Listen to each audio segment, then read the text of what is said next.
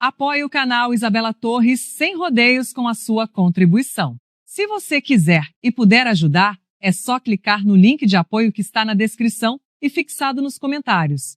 Ainda não temos patrocínio nem padrão de emissora grande, então cada doação faz muita diferença para manter esse trabalho no ar e com independência. Antes de entrar no assunto do vídeo, deixa eu te contar uma novidade. O YouTube liberou aqui no canal a opção de Clube de Membros. Criei 3 planos com valores bem acessíveis, R$ 3, R$ 7 e R$ 15, para quem quiser fortalecer de forma contínua o meu trabalho. Quem se tornar membro ganha selo especial ao lado do nome, emojis exclusivos e mais destaque nos comentários durante as lives e nos vídeos. Mas é importante dizer, isso não é obrigação nenhuma. Se você está apertado, só o seu like, a sua inscrição e o seu comentário já ajudam demais a furar o bloqueio e aumentar o alcance do canal. De coração, agradeço a cada pessoa que acompanha, apoia, critica com respeito e volta aqui todos os dias. A confiança de vocês é o que mantém esse espaço vivo. Agora sim, vamos para o conteúdo de hoje. Minhas amigas e meus amigos, o caso que envolve o INSS, fraudes contra aposentados e nomes ligados ao governo Lula está ganhando dimensão nacional e deixando o clima ainda mais tenso em Brasília. As investigações miram um esquema que, segundo a Polícia Federal, drenou o dinheiro de quem mais precisa, aposentados e pensionistas que dependem daquele salário mínimo para remédios, alimentação e despesas básicas. No centro da polêmica aparece a ligação entre o chamado careca do INSS e pessoas próximas ao entorno do presidente. A cada nova operação, prisão ou decisão judicial, a pressão aumenta sobre o governo e sobre o Congresso, que já discute convocar aliados e familiares para prestar esclarecimentos em CPI. Nas redes sociais, a repercussão é enorme. De um lado, opositores acusam o Planalto de blindar nomes importantes. De outro, apoiadores do governo falam em exploração política e lembram que muitas informações ainda estão sob sigilo. Enquanto isso, a indignação popular cresce, principalmente entre quem se vê diretamente atingido pelas fraudes. Por isso, é fundamental que você participe ativamente. Deixe o seu like, se inscreva se ainda não for inscrito e comente aqui embaixo o que você pensa sobre tudo isso. Esse engajamento é o que faz o YouTube entregar o vídeo para mais pessoas e aumenta a pressão por transparência e investigação séria. Vamos acompanhar juntos cada passo dessa história. Dá o play, presta atenção nos detalhes e depois me conta aqui nos comentários a sua opinião. Vamos ouvir. E todas as pessoas que estiverem envolvidas diretamente ou não, elas vão ser investigadas pela Polícia Federal. Muitas das coisas estão em segredo de Estado. Eu, sinceramente, já li a respeito alguma notícia e eu tenho dito para os meus ministros, tenho dito para as pessoas que participam da CPI. É importante que haja seriedade para que a gente possa investigar todas as pessoas que estão envolvidas. Todas as pessoas. Ninguém ficará livre.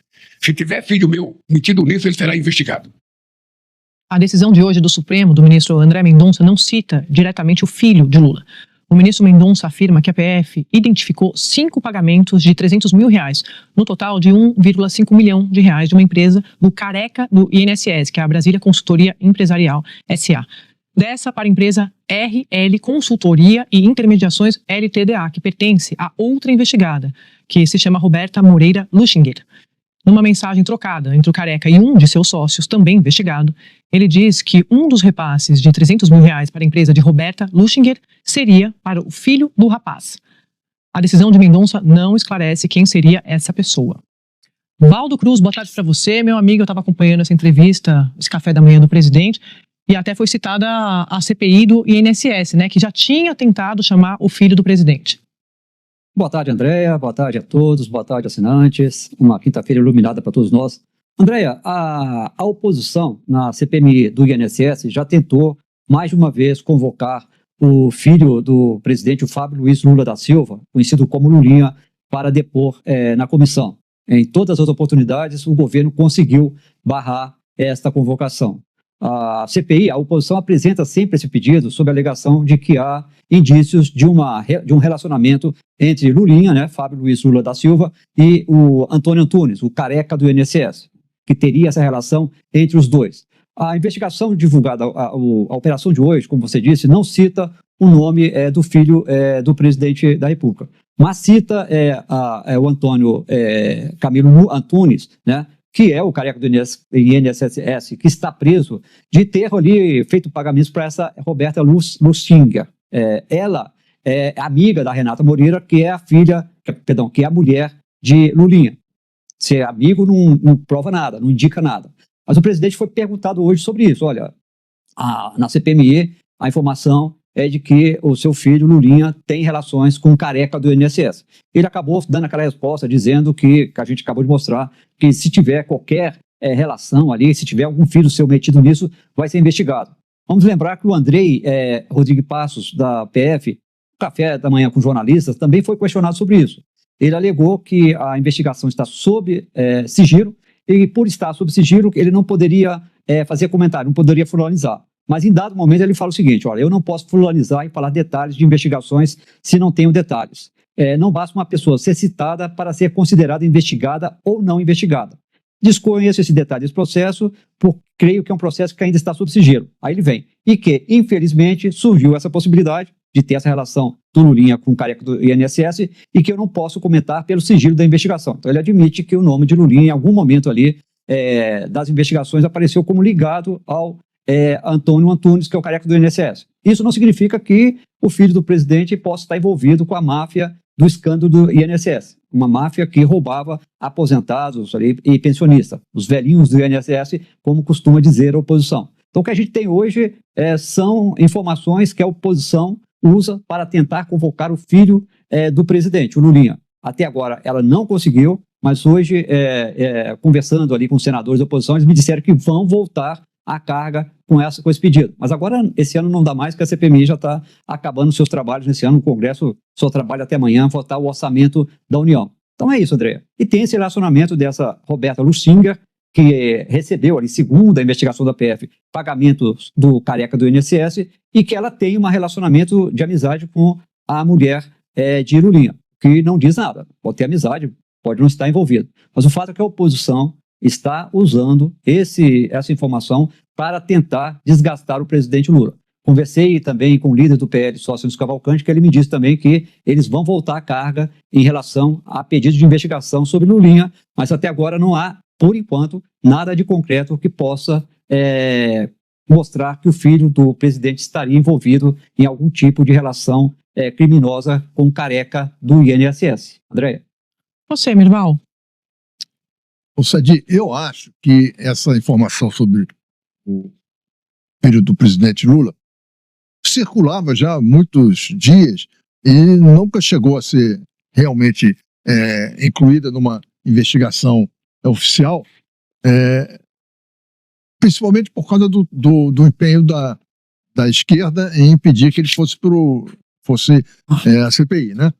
Se ele fosse CPI, rompia-se essa defesa que existia até agora com ele. E a partir desse momento, em que o presidente foi perguntado formalmente e respondeu liberando as investigações, acho que é inevitável que comecem a aparecer informações e investigações sobre o filho do presidente.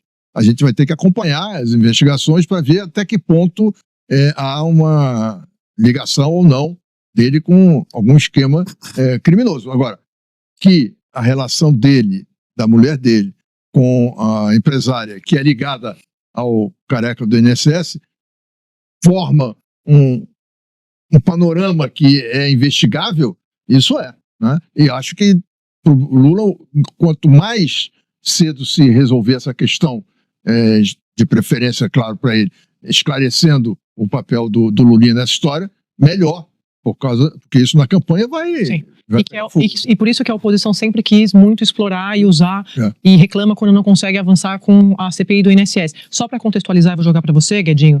Em 4 de dezembro, o governo conseguiu barrar o movimento da oposição e impediu convocações de Messias e do filho do presidente Lula. Os pedidos foram apresentados pela oposição.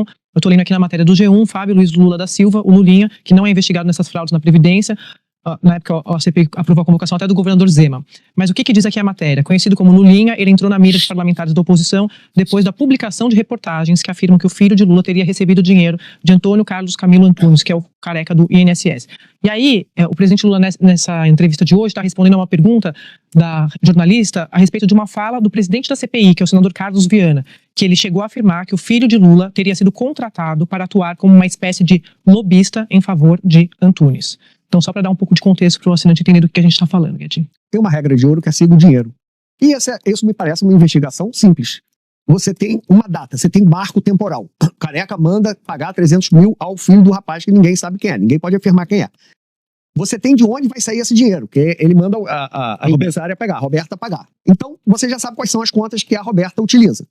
Então, a partir dessa data da mensagem do Careca, você vai quebrar o sigilo, já deve estar quebrado, e ver se, a partir daquela data, se tem ali uma remessa de 300 mil ou se tem saques fracionados que somem 300 mil, perto dessa grandeza. E aí, sendo um depósito direto para outra empresa, você vai investigar. Saque fracionado, aí já fica mais difícil. Você mais comprova que houve pagamento de 300 mil. Então, o siga dinheiro, neste caso, não é difícil saber. Até lá, a oposição vai fazer barulho, e esse é o papel da oposição, o PT na oposição também fazia isso, e o governo também vai negar, vai dizer que vai investigar, tá tudo dentro do jogo político. Mas assim, o fato que a gente precisa é uma investigação com a máxima siga o dinheiro. E isso não é difícil. Repito, temos o marco temporal e temos a quantia. É só seguir o dinheiro. Você, Thomas? Eu vou pegar outra máxima, mulher certa, né? Você já basta. Eu acho que a questão toda é quando você chega nos familiares de um político, e ainda mais quando é do presidente da República, os cuidados e as questões éticas, elas são muito maiores e a lupa é muito maior. Assim, seguir o dinheiro, quer dizer, quem vive no entorno de um presidente da República ou de um candidato a presidente, ele necessariamente ele será e deve ser, eu acho que é uma obrigação assim, da sociedade, olhar exatamente quais são as suas relações e se as suas relações utilizam de alguma forma a influência que essa pessoa tem. Então eu acho que essa é uma questão. Essa CPI começou com uma discussão sobre qual teria sido a influência do irmão do presidente Lula, Frei Chico, com o vice-presidente de um dos sindicatos que mais tinha credenciados entre as pessoas que tiveram dinheiro desfiado pela fraude. E ela evoluiu para essa relação entre um dos principais lobistas e um dos principais, até agora, indiciados no processo de fraudes, no processo com o filho do presidente. Eu acho que assim, uma questão se isso aqui não é não vou entrar aqui na questão política, se isso vai ser utilizado na campanha Claro. de qualquer jeito, Claro. mas a questão não é só, assim, interessa a sociedade, não interessa ao presidente Lula e ao governo, interessa à sociedade saber quais são os negócios que os familiares do presidente Lula têm e que de forma, se esses negócios de alguma forma eles usaram sua influência, o seu sobrenome para conseguir um tipo de favorecimento. André, só rapidinho, porque isso que o Thomas falou no final, acho que é muito importante. A gente vem discutindo aqui desde o início do programa, democracia também, né? Então isso tem a ver com a negociação, que o Merval, retomando até uma fala que foi do Renan, chama de farsa, que inclusive chama a atenção do mundo, porque eu estava lendo inclusive jornais franceses ontem, e o jornal Le Parisien usa exatamente essa mesma frase na manchete: uma farsa pode permitir a liberação mais cedo do ex-presidente Bolsonaro, e deixa no ar essa possibilidade de, depois de todo o trabalho para se condenar os golpistas, aqueles acusados de tramarem contra a democracia, pode haver essa farsa que pode permitir isso. E agora, essas investigações, que tem inclusive o aval oficial agora na voz do presidente Lula, não devem poupar ninguém, são investigações que têm a ver com transparência, para evitar que, como no caso da farsa que deve levar ao veto do presidente, um veto que tem tudo para ser derrubado mais à frente e de fato conseguir o que estava no objetivo da dosimetria, que é a liberação antecipada de gente que participou de uma trama golpista.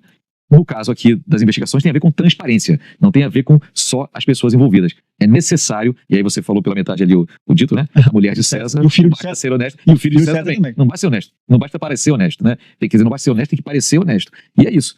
Há que se investigar todo esse tipo de trama, porque isso é importante para a democracia. Como é que se dão as relações nesse ciclo mais íntimo? Será que há coisas a se não apenas criticar, mas a se investigar mais a fundo, eventualmente processar e tudo mais? Isso tem a ver com força ou fraqueza das instituições da democracia. E tem um detalhe aqui: tanto o irmão do Lula quanto o filho foram impedidos de serem investigados pela CPI por ação do PT. Sim. Quer dizer, O governo tem 19 dos 30 membros da CPI, por isso que essa convocação sempre dá 19 a 11. Assim, né? é claro que proteger a família do presidente faz parte da política, é evidente. Mas chega um momento que não dá para proteger. Aí quando você, num momento como esse agora, evolui do irmão para o filho, e você continua proibindo que eles sejam ouvidos, começa a dar a impressão de que você sabe que tem alguma coisa para esconder, né? Como o presidente liberou claramente hoje, acho que a gente tem que esperar que a CPI consiga investigar isso e resolva isso o mais rápido possível. Fala, Valdo. O governo usa um argumento que a oposição também costuma usar quando ela quer barrar a convocação de alguém que ela quer ali colocar numa CPI.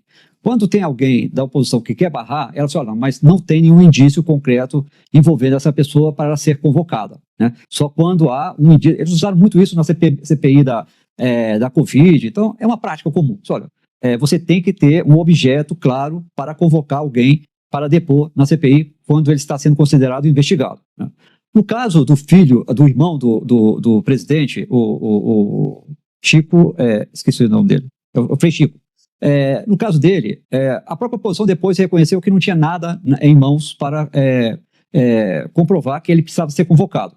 No caso do filho do presidente, o Fábio Luiz Lula da Silva, quando a oposição coloca para votar, eles fazem o mesmo questionamento. Mas o que vocês têm de concreto contra o filho do presidente? E eles não conseguem apresentar, porque ainda não existe na CPMI, não estou falando que possa não existir, que não possa surgir, pode até surgir, mas que neste momento você não tem nenhum documento em mãos da CPMI, você não tem nenhum dado concreto que possa justificar a convocação dele. Estou repetindo o argumento que os governistas, que o PT e seus aliados ali, que também tem gente do MDB, do PSD, diz, olha, dá para convocar alguém só porque a gente está ouvindo falar aqui na CPMI. Se a gente ouviu falar, a gente tem que mostrar o documento.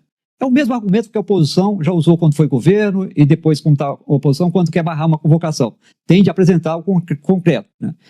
Vai surgir algo concreto contra o filho do presidente? Não sei, né? O próprio Andrei admitiu que ele foi citado em alguma coisa. O que nós não sabemos, que ele fala que está em sigilo essa questão. Pessoal, não sei o que foi, não posso dizer porque está correndo em sigilo, né? E ele mesmo fala, só porque uma pessoa citada não significa que ela necessariamente vai ser investigada. Nós temos de aprofundar os dados, se surgir algum indício, a gente investiga. Se não surgir, a gente não investiga. Então, só para pontuar o que cada lado acaba usando como argumento para você evitar. Hoje, o que se sabe é que se fala muito que Lulinha teria relações ali comerciais com o careca do INSS. Mas até agora, nada veio a público para materializar que isso realmente exista. Agora, se existir, eu acho que a PF vai investigar, né? Não creio que a PF vá acobertar isso. Hoje mesmo, a PF abriu investigação e fez busca e apreensão contra um líder do governo, né, que é o senador Everton, o secretário executivo, que foi assessor do senador Everton, né? E esse Adroaldo também, o governo barrou pedido de investigar a convocação dele. Mais uma vez, a oposição tentou convocar o Adroaldo, Portal, e o governo barrou ali na CPMI. Agora não tem mais motivo para barrar o pedido de convocação do Adroaldo, porque surgiu fatos concretos contra ele. Então, só para colocar esse pano de fundo sobre o que está acontecendo agora. Se surgir algo contra ele, com certeza vai ser aprovada a convocação. Eu estava aqui pensando, né? Estava aqui recuperando a fala do senador Carlos Viana, daqui a pouco a gente traz. Mas roda aqui, só que é o que eu tenho aqui no G1 à mão, a gente vai trazer a íntegra daqui a pouquinho. Que ele chegou a afirmar que o filho de Lula teria sido contratado para atuar como uma espécie de lobista em favor de Antunes. Aí, concordo com você, Valdo, obviamente, tem que investigar, tem que trazer à tona, o Otávio falou, siga o dinheiro. Agora, é a mesma coisa que a gente, do meu ponto de vista, quando você não tem problema nenhum, poderia até ter feito um acordo para você ser convidado, né, para você falar, você explicar, se você quer contribuir, inclusive, né, pode até ajudar. Senão fica ruim quando você não colabora. E aí, a gente volta para o que a gente estava falando no comecinho do programa sobre os grandes acordos da República, né? Acho que a gente falou que a palavra do ano era anistia, depois a gente foi para blindagem, acordão também.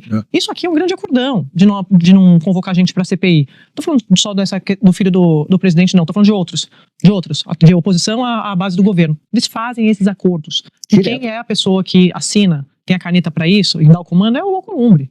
Então, tudo gira, a gente cai no presidente do Senado.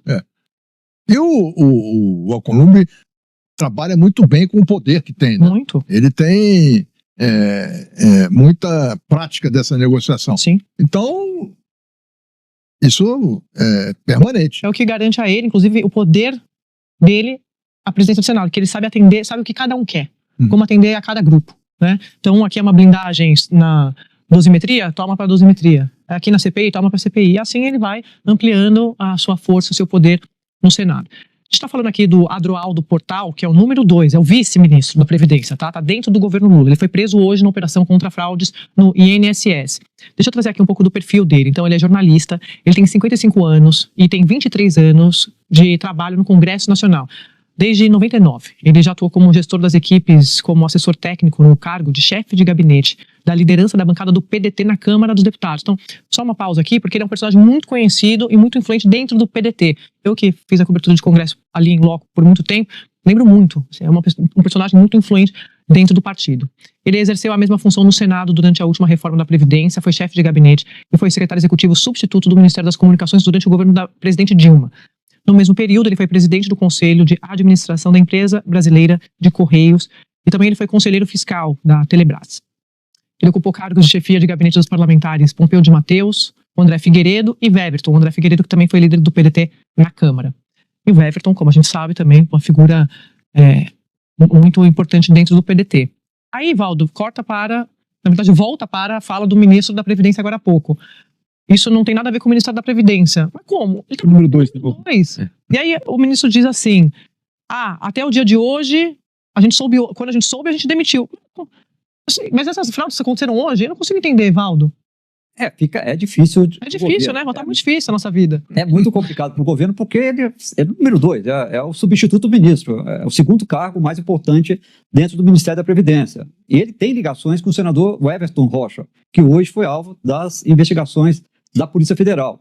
O ministro Volney Queiroz se defende dizendo que ele já estava aqui dentro, porque ele é um nome de confiança do PDT. O PDT comanda o Ministério da Previdência. Ele já estava aqui numa secretaria. Quando eu assumi, eu precisava de um secretário executivo. Todo mundo disse, ele até fala, ele é um excelente técnico. Isso disse o ministro da Previdência. Mas nós resolvemos exonerá-lo hoje, imediatamente. Primeiro, porque o governo queria repetir o que aconteceu lá no início do escândalo do roubo de aposentados pensionistas. Lembra daquela primeira entrevista, Andréia?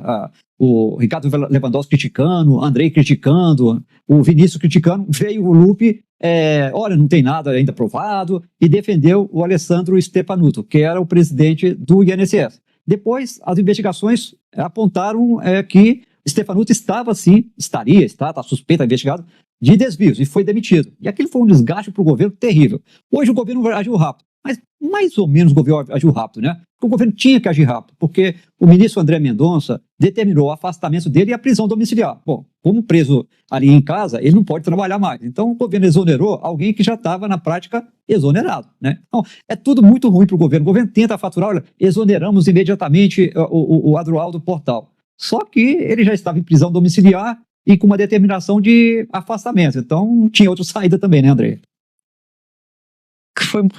Que assim, né, isso tá rolando desde 23, essa investigação. Então eu fico pensando, ninguém sabia de nada, ninguém viu nada. É por isso que aconteceu o que aconteceu. Que o primeiro não sabia de nada, o ministro não sabia de nada, o substituto não sabia de nada e as coisas estavam acontecendo. Ninguém sabe de nada, Mirval, que coisa, Otávio. Esse que é o problema de você também lotear o ministério para políticos, assim, para partidos, entregar ministério de porteira fechada para partidos políticos. Eu não sou contra, a participação de partidos políticos no governo no mundo inteiro é assim, mas você tem que ter uma dose de razoabilidade. Por que aquele partido está com aquele ministério? O que aquele partido tem de pauta sobre, por exemplo, Previdência?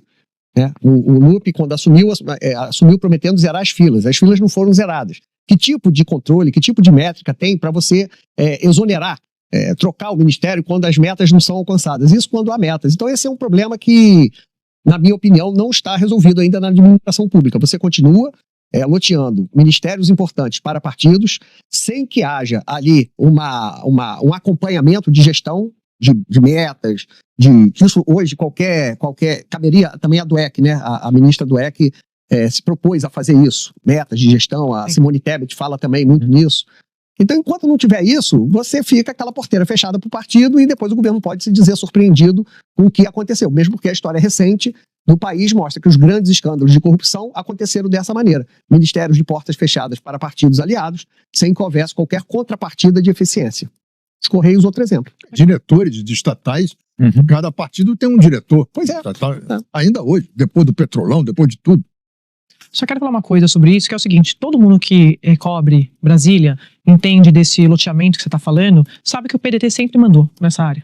Sempre mandou. É só você lembrar, só para pegar o ano. Vamos pegar 2025. Trabalho, Previdência e Trabalho. Isso. Maio de 2025, o Carlos Lupe, ministro da Previdência, no meio dessa confusão toda, resistiu 10 dias. 10 dias a sair e o presidente Lula não conseguia demitir. Teve que vir a ministra Gleisi Hoffmann aqui no Estúdio I, praticamente dizer que ele estava fora. Porque mais tarde naquele dia, se não me engano, foi 1º de maio. E anunciou um integrante que era o corregedor, que era o interventor, sem que ele soubesse. O novo presidente do INSS. O novo presidente do INSS, a gente sem perguntou, que o Lupe soubesse. Vai ser o Lupe? Não, já tá escolhido. Vai ser anunciado mais tarde. Não tinha dado o nome, já estava escolhido. Praticamente estava desautorizando o ministro, estava demitindo o ministro, que é o que aconteceu na sequência, no dia seguinte, já não me lembro mais. Mas foi assim, porque eles não conseguiam tirar. Tanto não conseguiam que... É isso, quem consegue tirar essa turma que está fazendo, que está sendo investigada, que está fazendo esquema, é a Polícia Federal. Acho que é importante a gente dizer isso. Não é essa coisa de governo demitiu. O governo demitiu depois que a polícia entrou para investigar. Deixa eu só Gilberto Aria. Isso. Gilberto Aria, ela anunciou aqui algo que foi divulgado oficialmente pelo Palácio do Planalto logo em seguida. Só rapidinho, eu só quero a parte política dessa questão. 3 anos, a questão do INSS é o maior escândalo do governo Lula. Não estou falando em valores, mas porque ela atinge pessoas que não tinham outra opção. São velhinhas, são pessoas que foram roubadas, abertamente roubadas, por um esquema de fraude dentro do INSS. Então, o interesse, assim, o fato que, passados quase 6 meses, desde o início dessa escala ter explodido, o governo ainda ter gente que está envolvida nesse sistema, né? E se dizer surpresa, é absolutamente vergonhoso. Então, aproveitando seu gancho, esse roubo do INSS é um roubo no varejinho. É Dona Maria, seu Francisco, é um miserávelzinho ali que você vai pingando. O Master é um roubo dos aposentados no atacado. Você pega o Rio Previdência, você pega o Amapá Previdência. Rouba no futuro. Sim, você rouba todo mundo. Rouba um futuro. Rouba o futuro. E faz isso. Então, este país não pode ter um roubo no varejo aposentado pode investigar e outra investigação blindada. Então, esse país precisa ter coerência. Você está dizendo que o Brasil está sendo roubado, é isso que você está dizendo? Não, eu estou dizendo que a justiça não trata todos da mesma forma. Não trata todas as investigações. O roubo do varejinho tem investigação, mas o roubo do atacado, do Master, está blindado. Eles estão tentando investigar. E não é problema da Polícia Federal, estou dizendo que é da Justiça Brasileira. Mais especificamente do STF. E ambos têm que ser investigados. Ambos têm que ser investigados. É tudo roubo aposentado.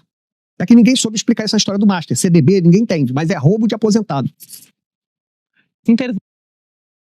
Minhas amigas e meus amigos, chegamos ao final desse vídeo. E o que fica claro é o tamanho da confusão que esse caso está gerando dentro e fora de Brasília. Vimos a tentativa de defesa, vimos o argumento de que não existe prova concreta, mas a verdade é que a cada nova operação, a cada nova prisão, surgem mais nomes ligados ao governo atual. E o pior, estamos falando de dinheiro que deveria estar protegendo quem mais precisa, os aposentados. Enquanto milhões de brasileiros vivem com um salário mínimo e muitos ainda têm descontos que os deixam com menos do que isso para sobreviver, investigações mostram desvios milionários, repasses suspeitos e uma rede de intermediação que beneficiava poucos às custas de muitos. O que mais chama atenção? A repetição do discurso de sempre: eu não sabia de nada. Foi assim no Mensalão, foi assim no Petrolão e agora estamos vendo novamente com o caso do INSS. Sempre alguém muito próximo ao poder, sempre alguém na hierarquia, mas sempre a mesma resposta: desconhecimento total. O secretário executivo da Previdência, segundo na linha de comando, foi afastado e preso. Um senador vice-líder do governo foi alvo de busca e apreensão. E ainda assim, ouvimos que ninguém sabia de nada, que era tudo competente, que era tudo de confiança. Até quando vamos aceitar essa narrativa? E tem mais. Enquanto os Correios acumulam bilhões em prejuízo depois de anos dando lucro, enquanto a Petrobras enfrenta dificuldades operacionais e políticas, e enquanto o governo articula pacotes bilionários para cobrir rombos, a população segue pagando a conta, literalmente pagando com impostos, com a inflação, com a perda de poder de compra. Não é conspiração, não é invenção. São fatos que estão sendo investigados pela Polícia Federal, julgados pelo Supremo e discutidos no Congresso. Cabe a cada um de nós acompanhar, cobrar transparência e exigir que a Justiça siga seu curso sem blindagem, sem privilégio, sem exceção.